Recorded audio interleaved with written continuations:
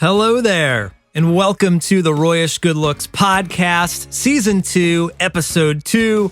I just released a new song, The Tragedy of Darth Plagueis the Wise, on the main Royish Good Looks channel. It's literally a song about the classic scene and line of dialogue from Star Wars Revenge of the Sith. And today I'd like to give a behind the scenes of the song, so if you haven't heard it already, go take a listen and then come back to the podcast. This isn't going to be quite as in-depth as my Inside the Song episodes of the first season of the Royish Good Looks podcast, but I will play some demo versions of the song, talk about the writing and recording. It's going to be a lot of fun. Before we begin, if you want to support what I'm doing here, my music, the podcast, then check out my Patreon page or my Bandcamp page. Links are in the description. Thank you for considering that. I really appreciate it, and I appreciate you tuning in today.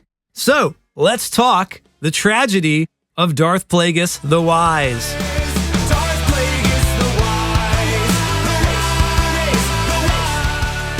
First off, this song was not inspired by Darth Plagueis' appearance briefly in the Acolyte. I've seen a couple of comments about this on the video, on the song, but no, it's just a pure coincidence that I was working on this song and finished it up right after the Acolyte season. Although I was pretty worried that if they did explore Darth Plagueis further, that could upend the writing of this song. I think I'm a little bit lucky that they didn't. Believe it or not, I wrote most of this song 3 years ago. The first demo version is from June 23rd, 2021, which was kind of in the middle of my 2021 hiatus while I was mostly podcasting, but I was still writing music. I just wasn't releasing music. This was one project I was working on at that time. And maybe that's surprising. Like, did it really take you 3 years to finish this song? Yes. And that's a lot of what we're going to talk about today. Demo 1 was a kind of weird demo. Did you ever hear the tragedy of Darth Plagueis the Wise? It's not a story you'll hear from a Jedi Knight. It was just really short. This first version didn't have the chorus or the bridge/outro section.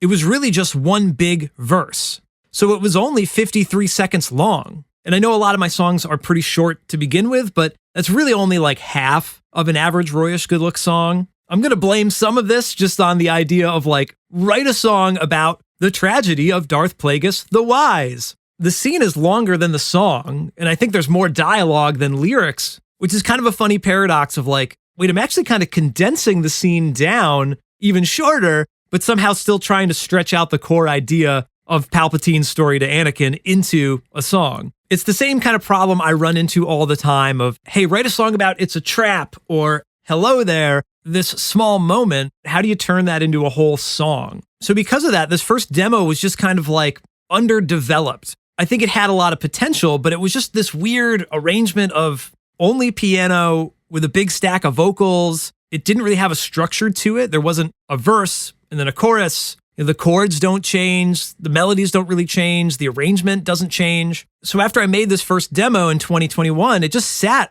on my Dropbox for 2 years before I even tried revising it again. And sometimes that's the case, but usually it's like I'll make a demo and I'll come back to it, a week later or 2 weeks later. This one really kicked around for a while before I decided, let's give it another shot. Although I did sing and play this version of the song a lot on my acoustic guitar, because I liked the core idea. It was kind of fun to jam to, but it was just too short and it just didn't go anywhere.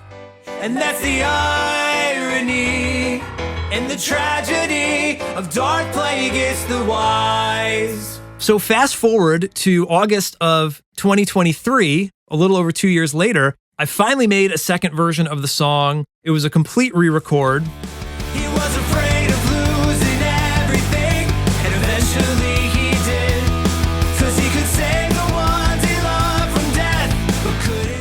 the structure was still similar to the original, but now it had a regular rock arrangement instead of this weird piano thing. And I did manage to make it longer, but really I just repeated everything twice to kind of pad out the length. And this definitely improved on the first demo, but it was still just really bland. Instead of just one big verse, now it's just 2 big verses back to back. but it did rock. And I literally called this version Demo 2-Rock version.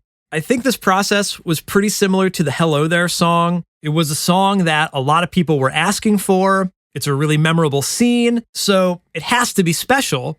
And as per usual, I wound up putting too much pressure on myself to deliver on that, so much so that it prevented me from working on the song at all or having fun working on it when I was, which should really be the goal.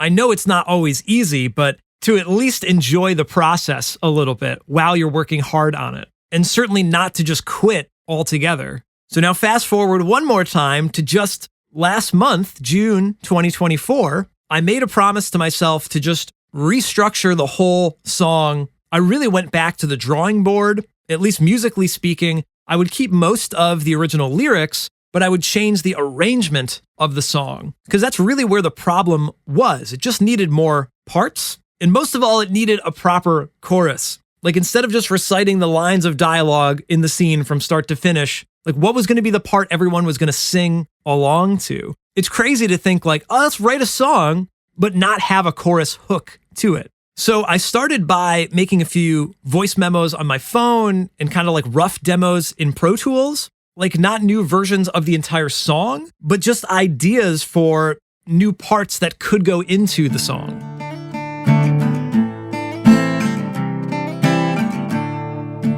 Darth Plagueis, the white, the white, the white, the white, the white. Darth Plagueis, the white, the white, the white, the white, the white.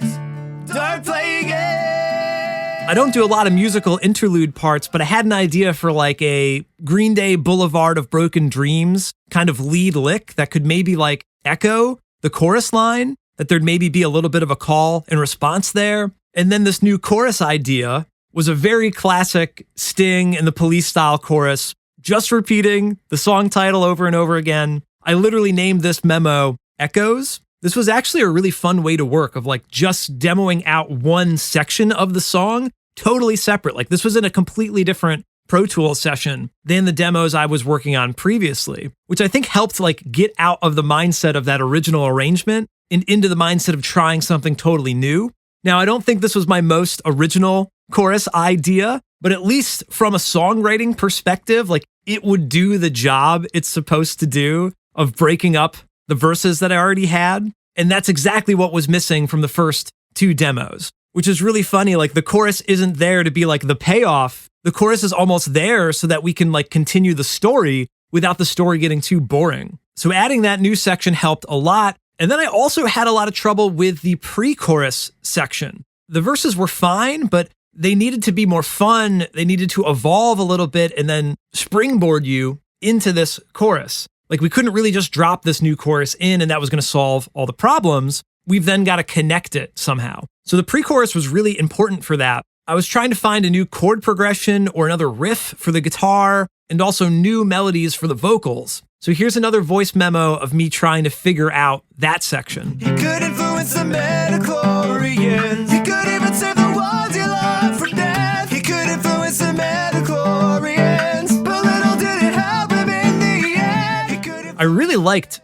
this midichlorian line and this sort of emo guitar riff. It didn't wind up making it into the final version of the song, but it was a pretty catchy idea to inspire the next kind of round of revisions. Here's a clip of it in the actual demo version of the song.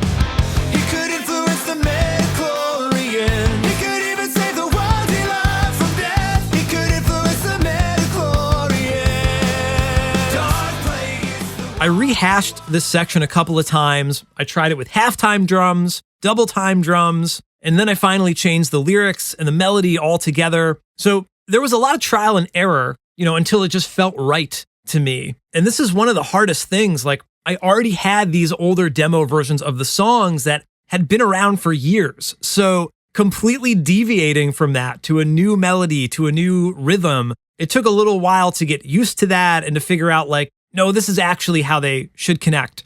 One thing that really helped before I started revising this last month was I made a playlist of reference songs that I thought were like epic songs to use for inspiration. And two that really stood out to me, and this may surprise you a little bit, but System of a Down, BYOB.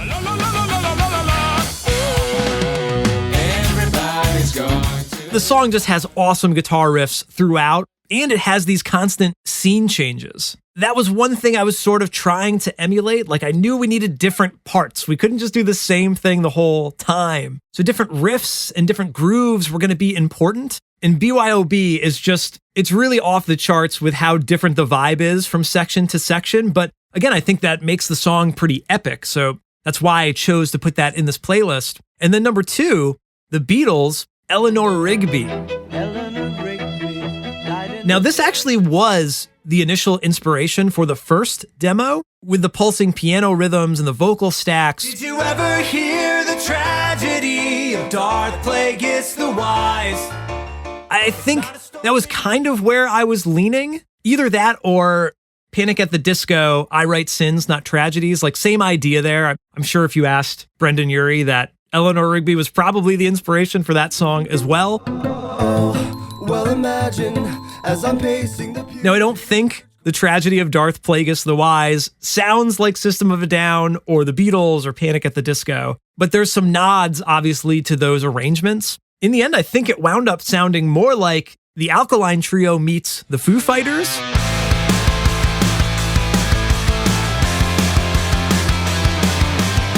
Which is funny because those were not at all on this reference playlist. The song just sort of naturally evolved that way.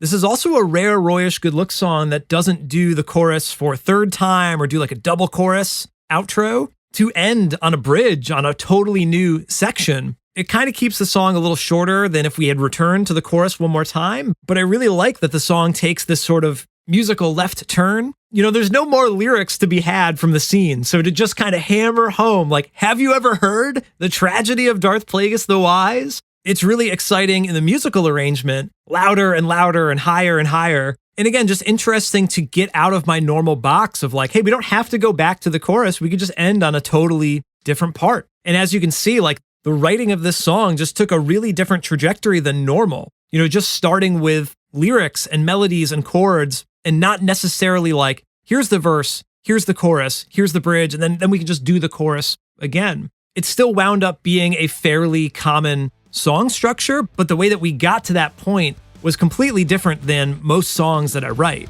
In reflecting on the song, it's just really amazing both how slowly and also how quickly a project can come together. Like, on one hand, it took 3 years to finally complete this song, but on another, it's really only a handful of days, maybe weeks of sustained effort. Some days were certainly less productive than others, and that definitely stalls out the enthusiasm. But when you keep at it, it's inevitable you'll figure it out if you're trying to find that solution. You know, I really did just give up after that first demo and let it sit on the shelf. And the same thing happened with the second rock version of the song. It wasn't until I really committed to working on the song, you know, multiple days in a row, where I finally came up with these new parts and connected the dots and found the momentum to bring it to the finish line. There's a great quote from Seth Godin's book, The Dip, which is all about sticking things out when they get difficult. He says, lean in to a problem. Lean so far that you might just lean through it. I love that quote, and I love making music, and I love talking about making music. So thank you for listening to the podcast today. I hope you're doing well, and I'll talk to you soon.